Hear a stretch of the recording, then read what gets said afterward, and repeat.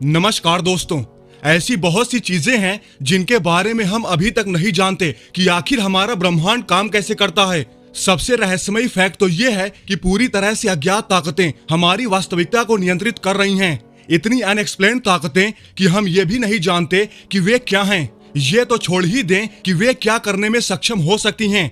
जैसा कि हम सभी जानते हैं कि ब्रह्मांड में एक ऐसा अननोन फोर्स है, डार्क एनर्जी, तो लॉज ऑफ फिजिक्स को रत्ती भर नहीं मानता, क्योंकि उसका बिहेवियर बहुत ही स्ट्रेंज है जिसे हम देख नहीं सकते। इसी की वजह से ही ब्रह्मांड एक्सपैंड कर रहा है। तो सोचो अगर ये अननोन फोर्स डार्क एनर्जी हमारे लिए यूज करने लायक हो जाए तो क्या होगा अगर हमें डार्क एनर्जी को यूज करने का कोई तरीका मिल जाए, तो क्या ये हमारे लिए गेम चेंजर साबित होगी? और क्या हम कभी ऐसा कर भी पाएंगे? आज की इस वीडियो में हम इसी सवाल के जवाब को जानने की कोशिश करेंगे। तो चलिए शुरू करते हैं। तो दोस्तों, ब्रह्मांड में मैटर और एनर्जी जिसे हम देख सकते हैं और जिसके साथ इंटरेक्ट कर सकते हैं, वो वहां मौजूद चीजों का केवल 5% ही है, जिसमें हमारा सौर मंडल, ब्रह्मांड का हर एक स्टार सिस्टम, सभी ब्लैक होल और ऑब्जर्वेबल यूनिवर्स की हर एक गैलेक्सी शामिल है। बाकी की बची 95% जगह जिसमें कुछ भी नहीं है। हालांकि ये 95% सिर्फ खाली जगह नहीं है, या यूं कहें तो ये खाली जगह जरूर लगती है, लेकिन उस जगह के भीतर कुछ अजीबोगरीब चीजें हैं जिसे हमारे इंस्ट्रूमेंट्स नहीं पकड़ सकते। वो है डार्क मैटर और डार्क एनर्जी। डार्क मैटर ब्रह्मांड के मास और एनर्जी का 27% हिस्सा बनाता है, जो सामान्य मैटर से बहुत ज्यादा है, जबकि डार्क एनर्जी 68% हिस्सा बनाती है। हम जानते हैं कि डार्क मैटर अपने ग्रेविटेशनल इफेक्ट की वजह से मौजूद हैं। इसके बिना आकाश गंगाएं इतनी तेजी से नहीं घूम सकती, या यहाँ तक कि वे बन भी नहीं सकती और एक साथ टिक भी नहीं सकती। डार्क एनर्जी भी इसी तरह मायावी है और इसका अभी तक पता नहीं लगाया जा सका, लेकिन ये ब्रह्मांड के एक्सेलरेटिंग एक्सपेंशन को समझाने का सबसे अच्छा तरीका है। माना जाता है कि डार्क एनर्जी पूरे अंतरिक्ष में यूनिफॉर्मली डिस्ट्रीब्यूटेड है। डार्क एनर्जी शब्द को सबसे पहली बार 1998 में कॉस्मोलॉजिस्ट माइकल टर्नर ने गढ़ा था। उस साल वैज्ञानिकों को यह एहसास हुआ कि ब्रह्मांड उस दर से विस्तार नहीं कर रहा जिसकी उन्होंने भविष्यवाणी की थी।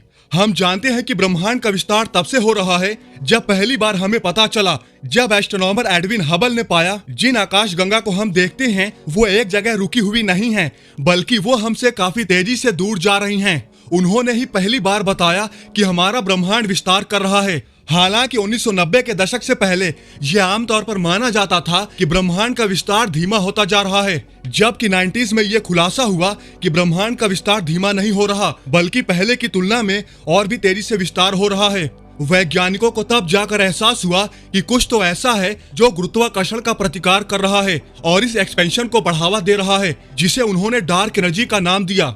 हालांकि डार्क एनर्जी कई तरह की हो सकती हैं।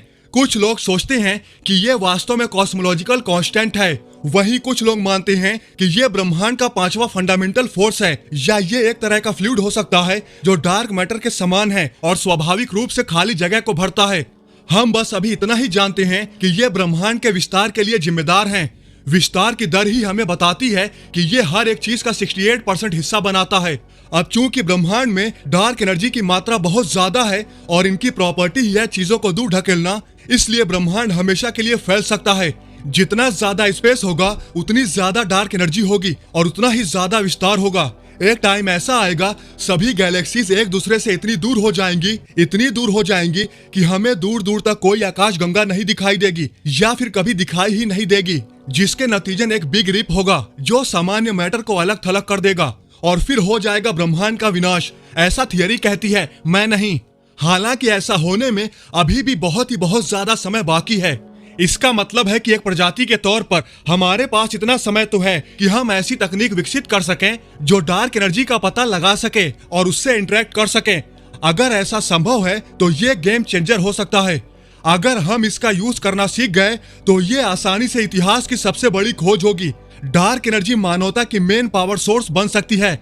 ये इतनी प्रचुर मात्रा में है कि ये अनंत भी हो सकती है, क्योंकि ये हर जगह मौजूद है जहां भी अंतरिक्ष है। हम संभावित रूप से इसे निकालने के लिए इस्तेमाल की जाने वाली बड़ी मशीनें स्थापित कर सकते हैं और फ्यूल के लिए स्पेस में ही माइन कर सकते हैं। ये गहरे अंतरिक्ष की यात्रा और कोलोनाइजेशन को भी बहुत आसान बना देगा, क्योंकि शिप्स ईंधन ले जाने से बच सकते हैं और अपने आसपास के अंतरिक्ष से ऊर्जा को चूस सकते हैं।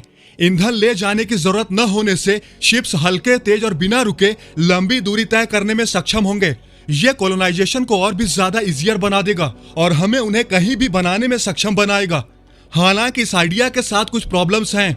कुछ लोगों को लगता है कि संसाधनों के लिए स्पेस को माइन करना अनएथिकल है।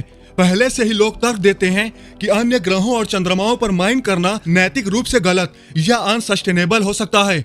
इसी तरह की सोच डार्क एनर्जी पर भी लागू हो सकती है। ये इस बात पर भी बहुत हद तक निर्भर करेगा कि हमारे ब्रह्मांड का अंत बिग रिप से होगा या फिर इसके विपरीत बिग क्रंच से होगा। एक तरफ अगर बिग क्रंच में समाप्त होने वाला है तो डार्क एनर्जी की माइनिंग ब्रह्मांड के अंत को संभावित रूप से तेज कर सकती है, क्योंकि बिग क्रंच थियरी यह कहती है एक समय आने पर डार्क एनर्जी का प्रभाव कमजोर हो जाएगा, जिससे ब्रह्मांड धीरे धीरे सिकुड़ने लगेगा और फिर जहां से शुरू हुआ था वहीं पर वापस आ जाएगा। तो अगर इसकी ज्यादा से ज्यादा माइनिंग की जाएगी तो इसका प्रभाव और पहले ही कमजोर हो जाएगा, जिससे ब्रह्मांड थोड़ा पहले ही सिकुड़ना शुरू हो जाएगा। वहीं दूसरी तरफ अगर हम बिग रिप की ओर बढ़ रहे हैं तो जितना संभव हो सके डार्क एनर्जी की माइनिंग करना वास्तव में ब्रह्मांड के जीवन को और लंबा खींच सकता है। अगर हम बड़े पैमाने पर डार्क एनर्जी का यूज या उसमें हेर फेर कर सकें तो हम विस्तार को इतना धीमा कर सकते हैं कि बिग रिप को होने से रोका जा सके या उसमें देरी की जा सके। बेशक इंसानों के लिए ऐसा करने के लिए पर्याप्त डार्क एनर्जी को निकालना असंभव हो सकता है, लेकिन हम उम्मीद तो कर ही सकते हैं।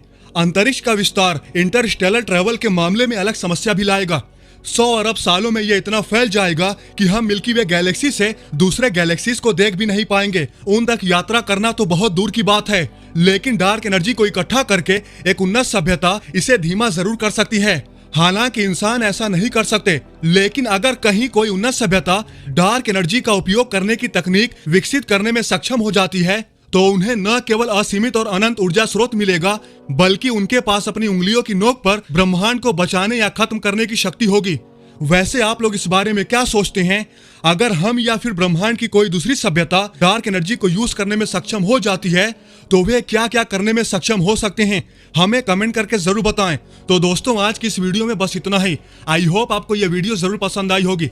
अगर आपको यह वीडियो पसंद आई है तो लाइक और शेयर करना ना भूलें और ऐसी ही इंटरेस्टिंग वीडियो देखने के लिए हमारे चैनल को सब्सक्राइब करना तो बिल्कुल भी ना भूलें। तो मिलते हैं नेक्स्ट वीडियो में। जय हिंद।